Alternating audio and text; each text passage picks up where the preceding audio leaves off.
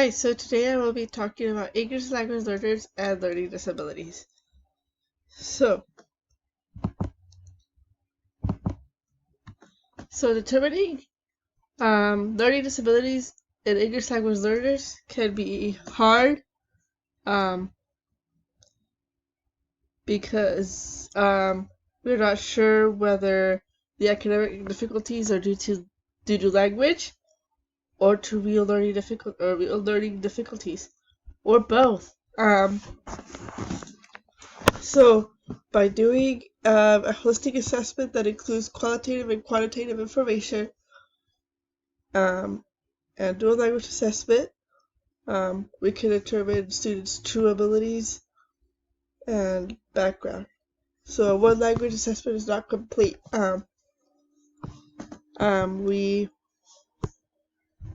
We need both languages that the student is familiar with in order for this to work.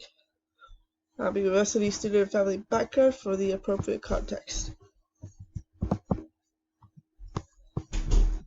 As far as interventions and progress monitoring, we can use methods to help students make connections between and within languages. So that includes comprehensible input, use of native language when possible and when necessary, and integrating culture into teaching to make content more relatable and context-rich. In addition, providing context-rich opportunities so that all students can develop the background knowledge. Because people, especially children, learn language and content best through context and through interactions, not in isolation. And many times when children are learning English as a second language, it feels very isolated and not connected to anything that they know. So it's important that students are able to make those connections, especially for children who have not developed their L1 abilities to fully.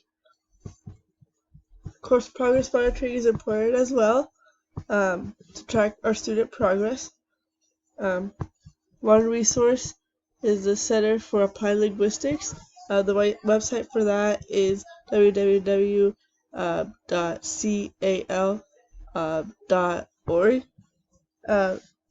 And collaboration with other professionals is important. We don't know everything about a child. We don't have the expertise as teachers to help the students in all areas. So when we collaborate with other professionals, we are better equipped to help the student up to the best of our abilities. Of course, that leads me to family and community involvement. It needs to be creative and needs-based. That includes programs and events that are truly useful to families. Regular communication with families is important as well. And one thing about this is that it needs to be in their native language so that they are aware of the different events and programs or what is going on in the school. Many times when families seem uninvolved, it's because they don't speak English at home and they do not understand or are not aware of what's going on. Family community involvement also includes celebrating and inviting different cultures and making everyone feel welcome. Even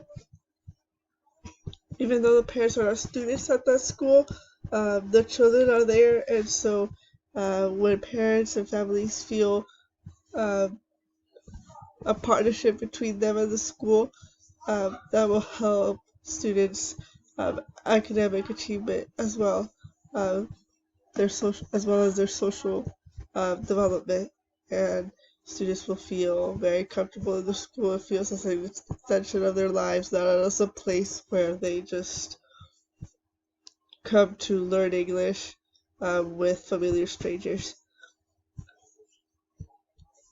And we should not assume lack of interest simply because of lack of presence or involvement on the family's end.